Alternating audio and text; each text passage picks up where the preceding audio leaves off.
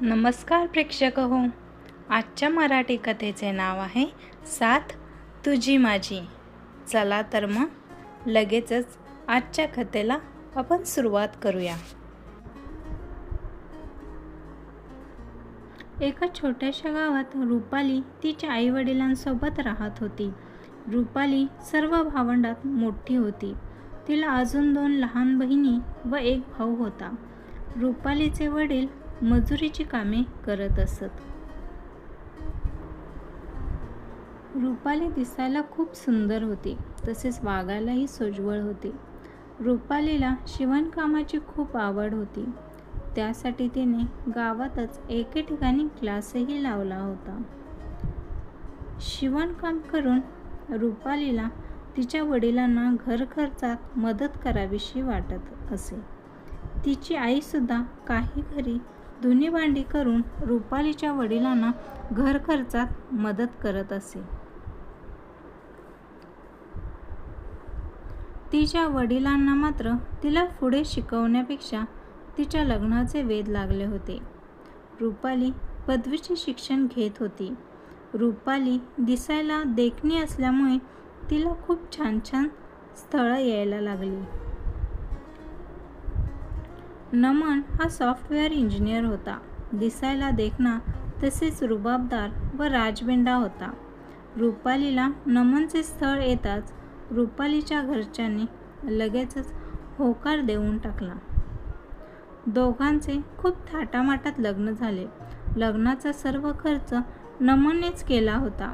रुपालीच्या माहेरच्या आर्थिक परिस्थितीची नमनला जाणीव होती.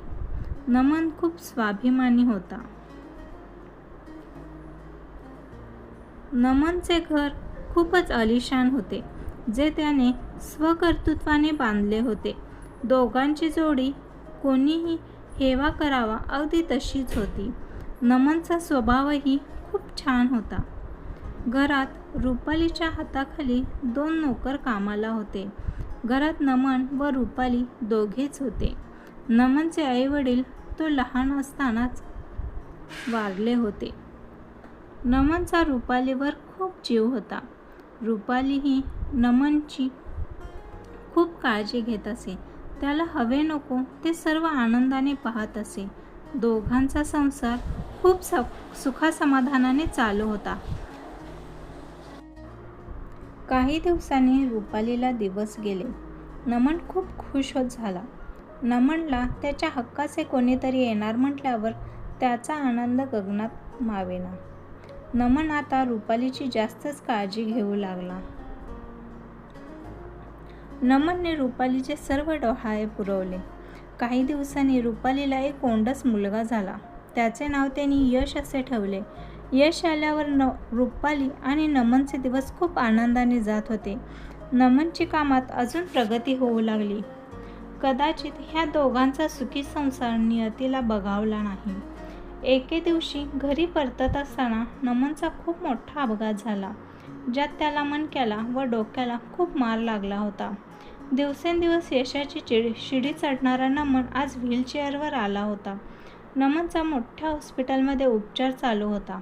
जवळ असणारे सर्व सेव्हिंग्ज हळूहळू नमनच्या उपचारावर खर्च होऊ लागले. काही दिवसांनी नमनला घरी सोडण्यात आले. रुपालीला आता नमनच्या तब्येतीबरोबरच आर्थिक गोष्टीचेही टेन्शन येऊ लागले. रुपालीने घरातील सर्व नोकरचाकर बंद करून स्वतः नमनची व घराची काळजी घेऊ लागली. यशची सुद्धा काळजी घेत असे. जवळपासचे सर्व पैसे संपू लागले तरी नमनच्या तब्येतीत काही सुधारणा नव्हती. आता मात्र रुपालीने घराबाहेर पडून स्वतः पैसे कमावण्याचे ठरवले. रुपालीने जॉब इंटरव्ह्यू देण्यास सुरुवात केली. अनुभव नसल्यामुळे तिला बऱ्याच ठिकाणावरून नकार आला. रुपालीच्या वडिलांनी त्यांच्या परीने तिला मदत देऊ केली. नमनला हे पटणारे नव्हते, पण नाईलाजाने रुपालीने ते पैसे घेतले, पण ते पुरेसे नव्हते. बऱ्याच प्रयत्नानंतर रुपालीला एका कंपनीत नोकरी लागली. कंपनीत टार्गेट दिले जात असे व त्यानुसार कर्मचाऱ्यांना पगार मिळत असे. त्यामुळे रुपाली दिवसरात्र एक करून जास्तीत जास्त काम करत असे. जास्त कामामुळे तिला त्याप्रमाणे जास्त मोबदला सुद्धा मिळत असे. रुपाली घर सांभाळून नोकरी उत्तम प्रकारे करू लागली. नमनचाही उपचार चालू होता. नमन आता उपचाराला साथ देऊ लागला. रुपाली नोकरी करत नमनचे औषधोपचार व्यवस्थित करत होती. रुपालीचे कष्ट पाहून नमनला वाईट वाटत होते. रुपालीचा जॉब चांगला चालू असतानाच तिला कंपनीतील सहकाऱ्यांचा त्रास होऊ लागला. रुपालीला ऑफिसला येता जाता तिच्याच कंपनीत काम करणाऱ्या शेखरचा त्रास होता. तिच्याशी तो अश्लील संवाद साधण्याचा प्रयत्न करत असे. रुपालीने मात्र या परिस्थितीचा धीटाईने सामना करायचा ठरवला. तिला त्रास देणाऱ्या शेखरची रुपालीने पोलिसात तक्रार दिली. पोलिसांनीही आपले काम चोख पार पाडले. शेखरला पोलिसांनी अटक केली. रुपाली आता नोकरीकडे जास्त लक्ष देऊ लागली. नमन पण उपचाराला छान साथ देत होता. रुपालीने हार न मानता नमनचा उपचार सुरू ठेवला व नमन आता पूर्णपणे बरा झाला. नमनने पुन्हा कामाला सुरुवात केली. रुपालीने केलेल्या कामाचे नमनला कौतुक होते. अशा प्रकारे रुपालीने स्वाभिमानाने नमनला दिलेली साथ फळाला आली. नमन आता पूर्वीप्रमाणेच कामाला जाऊन अधिकाधिक यश संपादन करू लागला. त्यांचे पूर्वीचे दिवस परत आले. नमनला रुपालीच्या कष्टाची जाणीव होती.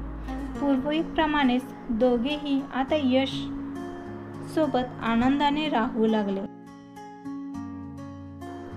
तर प्रेक्षक हो, अशी होती आजची कथा. तुम्हाला ही कथा आवडल्यास लाईक व कमेंट करा व अशा नवनवीन कथा ऐकण्यासाठी चॅनलला नक्की सबस्क्राईब करा. धन्यवाद.